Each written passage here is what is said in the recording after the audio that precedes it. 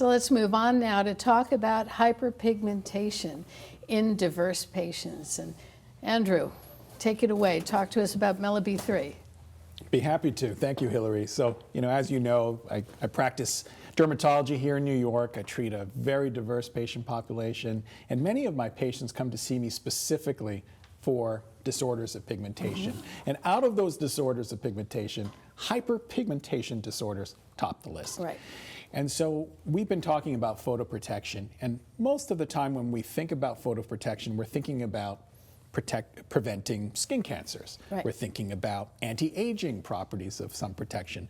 But less commonly are we thinking about the importance of photoprotection in the context of treating hyperpigmentation. And it's just so important to emphasize that, because when it comes to treating hyperpigmentation, sun protection is the first step. It's Right. really fundamental. Another thing, when we take a step back and look at the disorders of pigmentation that we see, there's such a broad range. We've got our post-inflammatory hyperpigmentation from a whole host of inflammatory conditions like acne, which is near and dear to your heart. Right. And we know that our acne patients and other patients with inflammatory disorders can be just as impacted by the hyperpigmentation as they are by the primary inflammatory disorder. I'll pause there and ask for your quick take on that scenario in your clinical experience. Well, I deal with the hyperpigmentation of acne all the time, and I like to start treating the hyperpigmentation right off the bat in the very beginning. I don't want to wait until I've made their acne better before I start adding the products to reduce the hyperpigmentation. And the product that you're about to discuss does a very nice job on that. Also, when we have a large area of hyperpigmentation, we can use the older products like hydroquinone, but with acne, they're small dots.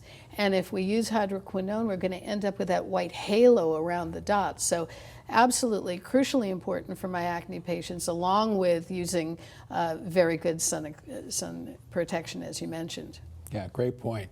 And so when we think about hyperpigmentation, there are many roads to the endpoint of hyperpigmentation. It can be post-inflammatory. It can be from a medication. It can be from a condition like melasma, which has genetic and hormonal and UV factors that all contribute to it. So very complex, but the end result are visible dark spots and patches, macules and patches that impact our patients greatly. And up until recently, we didn't have great global data to really speak to the global burden of hyperpigmentation disorders. We knew anecdotally these were hugely impactful and highly prevalent, but now we have this data from a large international study from 34 countries. And what was found is that 50% of respondents reported being concerned by a pigmentary disorder. Wow.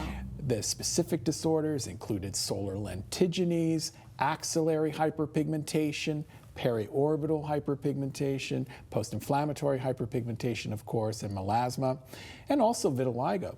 We'll talk about, we're going to focus on the hyperpigmentation end of these disorders for this evening. Now, another aspect of the survey was to determine not just the prevalence, but the impact of hyperpigmentation. And this is a validated scale for the degree to which a pigmentary disorder is stigmatizing to the patient. And here are some of the responses from that scale that respondents entered. Look at these high percentages of patients who said it was better to conceal or hide the visible parts of the affected skin, to refuse direct contact with the public as a result of the pigmentary disorder. And even more impactful, when asked, have you felt that you have been less loved by your family or your friends because of your pigmentary disorder? Look at these high response rates. That's so sad. Yeah. All of this information is really very interesting and really highlights how important this is to our patients. But to feel less loved because of hyperpigmentation, or to sense that people are responding to you in that way and discriminating against you at work is just profoundly life-altering. Indeed, and those numbers are not small. We're No. looking at anywhere from a fifth to a quarter of respondents feeling less loved or facing discrimination at work as a result of their pigmentary disorder. So really speaks to the burden of these important skin disorders with pigmentation. Now, when it comes to actually treating hyperpigmentation, we generally have approached it with three major strategies. We can inhibit the production of pigment by going after the rate-limiting enzyme tyrosinase, and that's how hydroquinone works, as well as azelaic acid and others go after the tyrosinase enzyme. But we can also, there are some agents that block the transfer of pigment from the melanocyte to the keratinocyte, and then we have various methods to remove excess epidermal and dermal melanin, and often our procedures use that particular approach. Now, out of all of these approaches and all of these treatment options, hydroquinone has historically and continues to be the most commonly used first step. But as you alluded to when you were talking about treating acne patients with PIH, hydroquinone has a number of limitations. You mentioned the perilesional hypopigmentation. That's a very practical and important limitation. But other limitations are duration. If we used hydroquinone for too long, or in excessively high concentrations, but especially duration too long, we run the risk of exogenous ochronosis. And once that occurs, that's another pigmentary disorder that is nearly impossible to treat. So prevention is key. So the other piece of hydroquinone is that there can be irritant contact dermatitis. So you're treating hyperpigmentation, you induce an irritant contact dermatitis, and then you get more hyperpigmentation. That's right. So all things that limit how much we can use hydroquinone, and this sets the stage for innovation in terms of options beyond hydroquinone.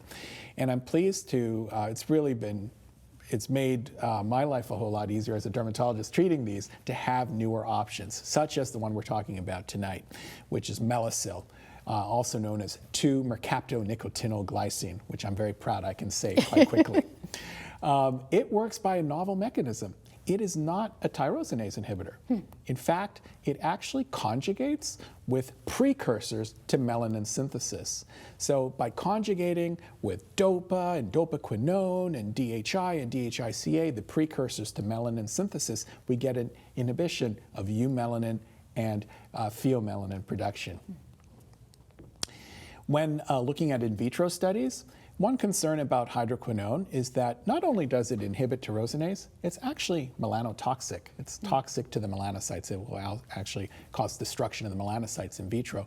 So this study was done in vitro with Melasil or 2-MNG in the context of melanocytes in culture, and we see that compared to vehicle, there's no difference, meaning that it was not destructive to melanocytes. Is that how hydroquinone actually works in reducing hyperpigmentation?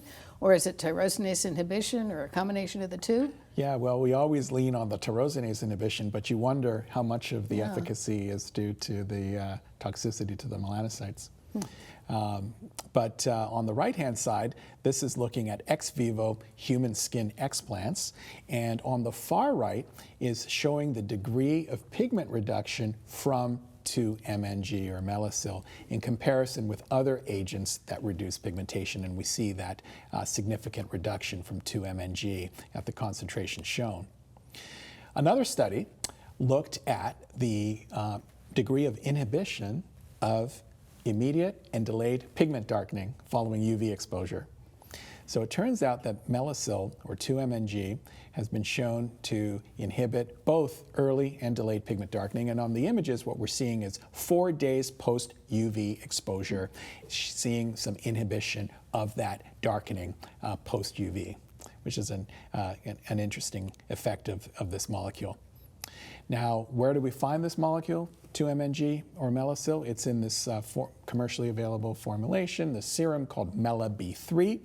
And in addition to the active ingredient Melasil, it has some other agents that contribute to its overall cosmetic acceptability, including LHA and retinol palmitate, which contributes some exfoliation and skin renewal, 10% niacinamide, carnosine, which is an antioxidant, and hyaluronic acid and glycerin, which help to support a healthy barrier. And so put all together, we have a very well-tolerated product and an efficacious product with respect to reducing pigment. In terms of efficacy, here are some of the data that we can talk about. And there are many studies with this, and we're just going to show a couple of comparative studies which I think are most interesting. So the first question that comes up is, well, how well does this work in comparison to what we know, which is 4% hydroquinone? So a study was done, a randomized parallel group study, comparative study, investigator blinded, where one group got the MELA-B3 serum, where the other group had 4% hydroquinone used nightly. Both groups had melasma as the primary condition that was being treated, and it was 102 women. And the results, bottom line, is that there was non-inferiority of the MELA-B3 containing serum, the MELA-B3 serum, over a 3-month period. So we see comparable efficacy with respect to improvement in melasma between our gold standard 4% hydroquinone and MELA-B3 serum. Without the potential complications of hydroquinone. Very important. So parity without the downside. Exactly. And so whereas with hydroquinone, after 3 months, I'm thinking about stopping or tapering my patient off that hydroquinone. MELA-B3 with Melasil, there's no need to stop it. Right. I can treat long term, which is particularly advantageous for a patient with melasma, being a chronic relapsing disorder of hyperpigmentation. What about tolerability in the short term? If we look at the first 2 sets of bar graphs, we see this represents day 28. And what we see is that compared to the MELA-B3 product, which is product A on the left, hydroquinone 4% did have a greater proportion of patients with tolerability issues, signs and symptoms of irritation. And I think that that's really important, that early time point, because that's sort of the make or break time point when you initiate therapy with a patient. If they're having tolerability issues, particularly in the first few weeks, days, weeks, that's going to determine whether they're going to continue, isn't it? Absolutely. I mean, if that's what happened to me, I would never use it again. And we mentioned before, of course, that irritation begets hyperpigmentation. So crucial issue. Important. Crucial. Now, what about quality of life impact? So in the same study, the effective treatment on quality of life in melasma patients was looked at, and we see comparable reductions in quality of life impact of melasma, whether it's 4% hydroquinone or MELA-B3, so parity there. Now, interestingly, when we look at stigmatization using that same validated scale I mentioned early on called PUSH-D, it's interesting to see that the MELA-B3 product produced a greater decrease of reported stigmatization both at day 28 and day 56 compared to 4% hydroquinone. So greater degree of improvement in stigmatization. We can hypothesize maybe why that would be. Here are some clinical cases. When you look at a patient like this, Hilary, do you think that this is a satisfied patient after 3 months of treatment with non-hydroquinone agent? With no irritation? Absolutely. Here's another example with really what I would say clinically meaningful improvements in the melasma-associated hyperpigmentation. Look at the forehead, and a very natural result. I'm not seeing perilesional hypopigmentation. I'm not seeing abnormal lightening of the overall complexion. And so I think all of this really contributes to the overall benefit. Now, what about post-inflammatory hyperpigmentation? There are actually studies of MELA-B3 for acne-induced post-inflammatory hyperpigmentation, including this comparative study.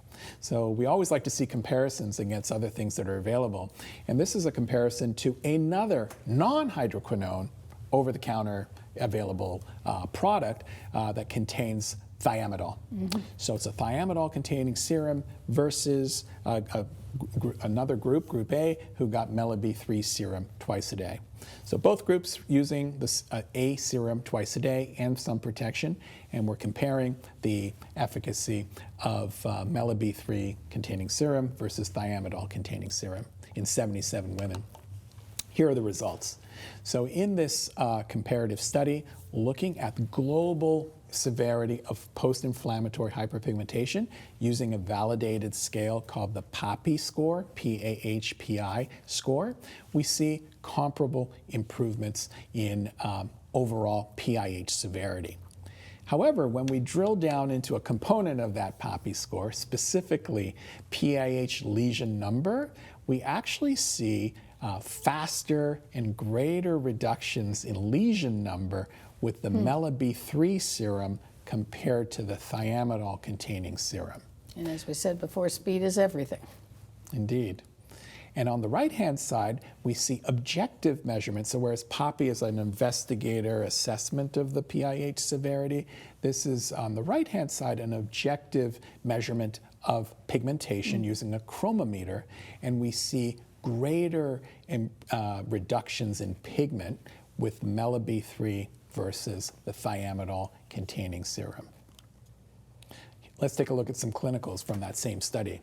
Here's before and after, baseline, day 84. We see that PIH on the left and a significant improvement in the PIH on the right from using the MELA-B3 serum. And you can use it at the same time, in my experience, as the acne products, because as you mentioned, it's so well tolerated that it doesn't add to the tolerability burden that the patient already has from the use of topical acne medications. So we don't have to wait until we're done. You know, that's I think a mistake that people starting off in acne land make, that they don't treat the hyperpigmentation right off the bat, which, as we know, often bothers the patients more than the pimples do themselves. So I think crucial information. Indeed. And whereas in these studies, this is MELA-B3 on its own, right. In the real world, to your point, we might and certainly do treat the acne concurrently. Yep. Here's a second example, very nice improvement in PIH. And if we think back to hydroquinone days of when we were practically limited to only hydroquinone, imagine spot treating just those small hyperpigmented macules. And with the serum, this can be applied to it is applied to the whole face, producing a very natural result, an even result like that. So, in a nutshell, some of the key takeaways from what we know from the MELA-B3 data and experience, we know that there's, number one, very high prevalence of pigmentary disorders worldwide, a huge burden of disease, and Melasil, or 2-MNG, really helps to meet the needs for managing these hyperpigmentation disorders without limitations and some of the drawbacks of hydroquinone. In terms of efficacy, there isn't really a trade-off. It's comparable in efficacy to hydroquinone, but a better tolerability profile and the lack of exogenous ochronosis risk. When it comes to a thiamidol-containing product, we see comparable improvements with post-inflammatory hyperpigmentation, but even faster reduction of lesions and a greater reduction of lesion number with the Melasil product versus a thiamidol product. And overall, great improvement, significant improvement in stigmatization and quality of life impact. So amazing. Well, thank you so much for educating us on that.